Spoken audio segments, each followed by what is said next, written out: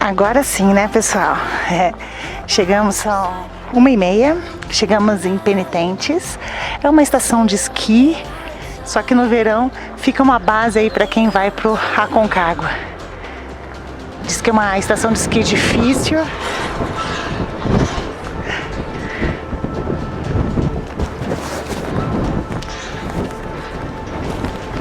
Que vento! Olha que lindo aqui. E o Marcelo De Volks usa os trabalhos de logística da Lanco Altas Montanhas. E a gente vai ficar nesse refúgio Cruz de Canha.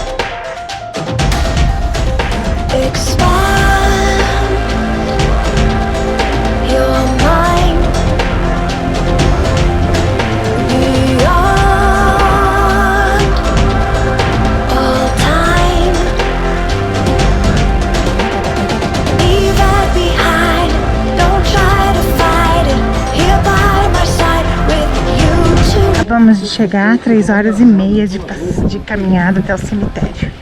A volta é mais rápida porque o vento estava a favor.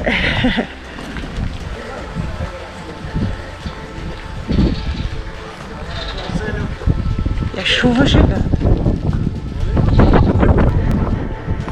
Bom, pessoal, e esse foi o vídeo de hoje, chegando de Mendonça até Penitentes.